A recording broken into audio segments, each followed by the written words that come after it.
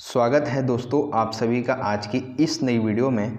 आज मैं आपको क्लास 11th का हिस्ट्री का न्यू सिलेबस के अकॉर्डिंग 2021 के लिए जो 3 मार्क्स के मोस्ट इम्पॉर्टेंट क्वेश्चन आंसर हैं आपकी पूरी बुक से मात्र 10 इम्पॉर्टेंट क्वेश्चन हैं 3 मार्क्स के, जो कि आपको पता होने ही चाहिए। हो सकता है कि 2022 के लिए 3 मार्क्स की जगह जो क्वेश्चन पेपर का पैटर्न है वो बदल के 4 मार्क्स के इंपॉर्टेंट क्वेश्चन आंसर हो जाए, तो 3 मार्क्स के या 4 मार्क्स के दोनों सेम ही हैं। ठीक है, तो चलिए वीडियो स्टार्ट करते हैं। वीडियो अच्छी लगे एंड तक देखिएगा तो वीडियो को लाइक करना, शेयर करना, वीडियो के नीचे कमेंट करना और चैनल को सब्सक्राइब अवश्य कर लीजिएगा। तो चलिए स्टार्ट करते हैं। सबसे पहला 3 मार्क्स का प्रश्न आपकी स्क्रीन पे है। देखिए, सबसे पहला प्रश्न, मेसोपोटामिया के उर नगर की विशेषताएं लिखिए।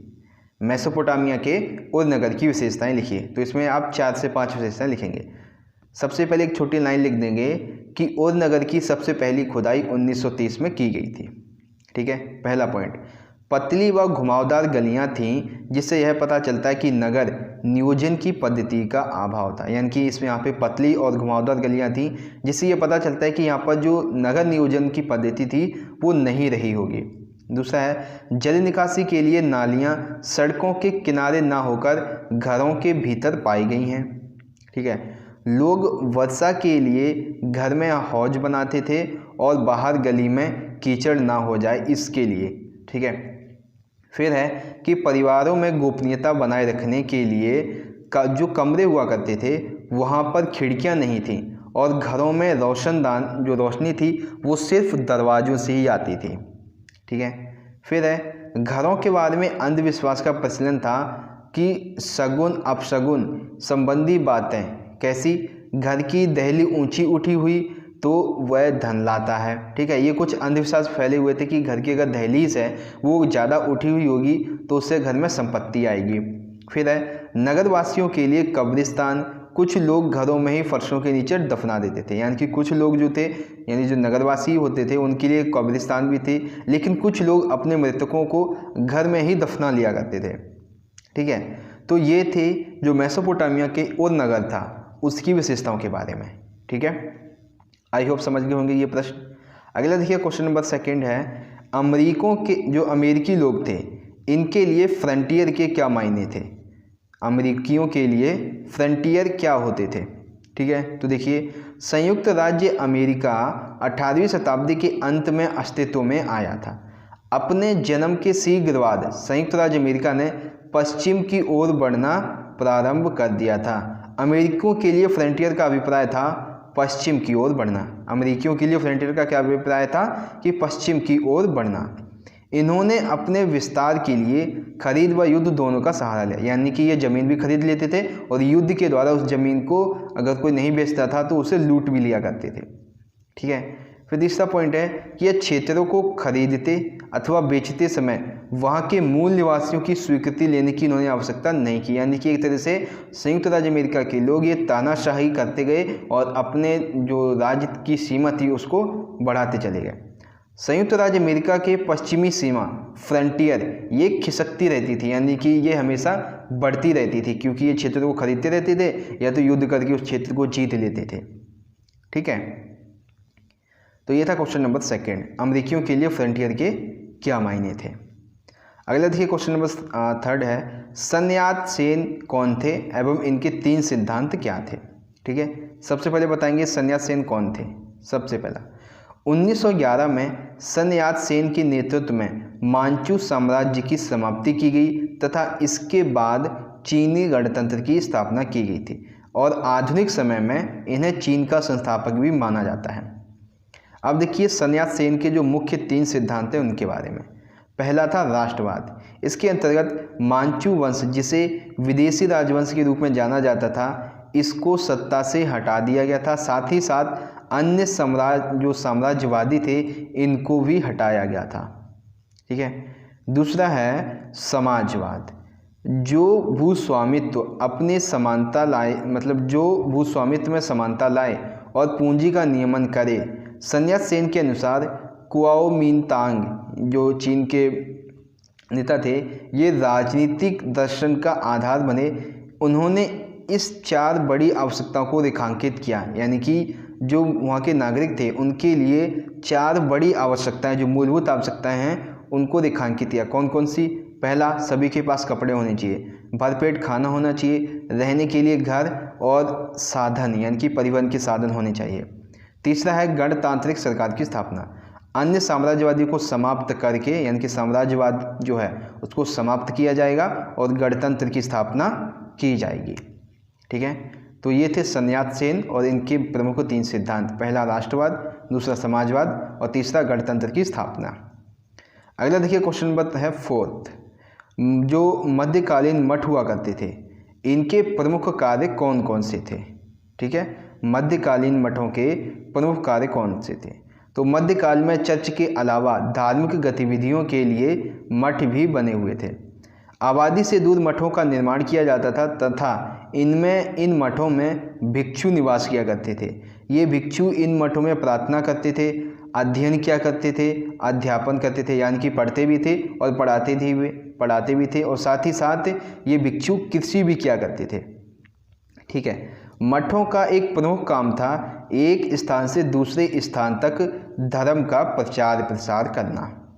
मठों में अध्ययन के अतिरिक्त अन्य कलाएं भी सिखाई जाती थी, यानी कि केवल पढ़ाई ही नहीं होती थी अपितु वहाँ पे अन्य कलाएं भी भिक्षुओं को सिखाई जाती थी। मठों में भिक्षुओं का मुख्य कार्य होता था ईश्वर की आराधना करना तथा जनसाधारण को चर्च के सिद्धांतों के विषय में समझाना, यानी कि ईश्वर की आराधना की जाएगी और लोगों को जो चर्च के सिद्धांत हैं उसके बारे में अवगत कराया जाएगा।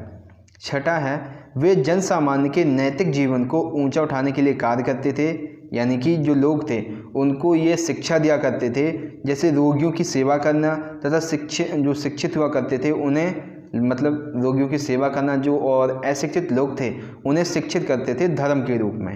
ठीक है, तो मध्यकालीन मठों के ये प्रमुख कार्य थे।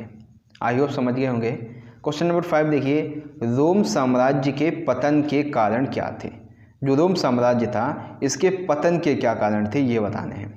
ठीक है, तो बहुत सारे कारण थे। सबसे पहला, रोम साम्राज्य के पतन की प्रक्रिया में सबसे ज़्यादा जो अहम भूमिका निभाई है वो बाहरी आक्रमण के योगदान ने निभाई है, यानी कि बाहरी आक्रमण के द्वारा रोमन साम्राज्य खत्म हुआ था। ठीक है, दूसरा पॉइंट है उत्तर में जर्मन मूल के समूहों के द्वारा आक्रमण किया गया। ठीक है, सभी बड़े प्रांतों पर अधिकार और अपने राज्य स्थापित किए। स्पेन में विसिगोद, गॉल में फ्रैंक तथा इटली में लोम्बार्डो का राज्य, यानी कि सभी बड़े बड़े जो प्रांत थे जैसे कि स्पेन हो गया, यहाँ पे विसिगोदों ने, गॉल हो गया यहाँ पे फ्रैंक ने तथा इटली में लोम्बार्डो, इन्होंने अपना आक्रमण करके यहाँ पे राज्य स्थापित कर लिया। फिर 4th है कि ईरान के ससानी वंश के शासकों के द्वारा पूर्वी प्रांतों पर आक्रमण कर उसे ध्वस्त करके वहाँ पर कब्जा कर लिया गया। फिर भीषण युद्ध के पश्चात पूर्वी रोम अरबों के अधिकार में आ गया और इस प्रकार से जो रोम साम्राज्य था वो धीरे धीरे कमज़ोर होता गया और धीरे धीरे इसका पतन भी हो गया। ठीक है, तो रोम साम्राज्य के पतन के ये मुख्य कारण थे। अगला देखिए क्वेश्चन नंबर 6 है, अब्बासी क्रांति के क्या कारण थे, इसकी विशेषताओं का वर्णन कीजिए। इसमें 2 प्रश्न हैं 3-3 मार्क्स के, अब्बासी क्रांति के कारण और उसकी विशेषताएं। ठीक है, तो देखिए अब्बासी क्रांति के सबसे पहले हम कारणों की बात करते हैं। उम्मयाद शासन वंश जो था वो राजतंत्र पर आधारित था। जो अरब के अधिकांश सैनिक थे जो कि ईरान से आए थे वे सीरियाई लोगों के प्रभुत्व से नाराज थे, क्योंकि अरब नागरिकों से करों में रियायतों और विशेष अधिकार देने के इन्होंने वादे को पूरा नहीं किया था। ठीक है, फिर ईरानी मुसलमानों को अपनी जातीय चेतना से ग्रस्त अरबों के तिरस्कार का शिकार होना पड़ा, जिससे वे किसी भी अभियान में शामिल होने के इच्छुक नहीं थे और यही कारण था जिसकी वजह से जो अब्बासी क्रांति थी ये फूट पड़ी। ठीक है, फिर है कि अब्बासियों की मुख्य विशेषताएं क्या थीं। अब्बासियों की मुख्य विशेषताएं, पहली, अब्बासी शासन के अंतर्गत अरबों के प्रभाव में गिरावट आई थी। इसके विपरीत ईरानी संस्कृति का महत्व बढ़ा था। अब्बासियों ने अपनी जो राजधानी थी वो कहाँ पे स्थापित की थी? बगदाद में। ठीक है, थर्ड है कि प्रशासन में इराक और खुरासन की अधिक भागीदारी सुनिश्चित करने के लिए सेना तथा नौकरशाही में गैर कबीलाई आधार पर पुनर्गठन किया गया था। यानी कि नौकरशाही में, सेना में इराक और खुरासन की अधिकारी मतलब भागीदारी को प्रभाव रखने के लिए गैर कबीलाई आधार पर भी पुनर्गठन किया गया था। अब्बासी शासकों के खिलाफत की धार्मिक स्थिति तथा कार्यों को मजबूत बनाया गया और इस्लामी संस्थाओं एवं विद्वानों को भी संरक्षण प्रदान किया गया था। साथ ही साथ अब्बासियों ने भी उम्मयादों की तरह ही राजतंत्र को जारी रखा था। ठीक है, तो ये कुछ थी अब्बासियों की मुख्य विशेषताएं। आई होप क्वेश्चन 6 आपको समझ में आया होगा। अब्बासी क्रांति के क्या कारण थे और इसकी मुख्य विशेषताएं क्या थी। ठीक है, अगला देखिए क्वेश्चन नंबर 7 है, ये मोस्ट इंपॉर्टेंट है, हर बार पूछा जाता है 3 या 4 मार्क्स में कि 16वीं शताब्दी में महिलाओं की स्थिति क्या थी, वर्णन कीजिए। ठीक है, तो देखिए पहला पॉइंट, महिलाओं को कारोबार में परामर्श आदि देने का अधिकार नहीं था। यानी कि एक तरह से 16वीं शताब्दी में महिलाओं की स्थिति काफ़ी खराब थी क्योंकि वो अपने पति को कारोबार में परामर्श नहीं दे सकती थी। दहेज का प्रबंध ना होने के कारण लड़कियों को भिक्षुणी, यानी कि अगर आप शादी में दहेज लेकर नहीं आए हो तो लड़कियों को भिखारन बना दिया जाता था। ठीक है, फिर है तीसरा, सार्वजनिक जीवन में महिलाओं की जो भागीदारी थी वो काफ़ी कम थी। फिर फोर्थ पॉइंट है कि जो व्यापारी परिवारों में महिलाएं हुआ करती थी, व्यापारी परिवार में जो महिलाएं थीं ये दुकान को चलाने का इनके पास अधिकार था। कुछ महिलाओं ने बौद्धिक रूप से रचनात्मक कार्य किए, जैसे कि वेनिस निवासी कसांद्रा फेदले जो कि यूनानी और लातिनी भाषा की विद्वान थी।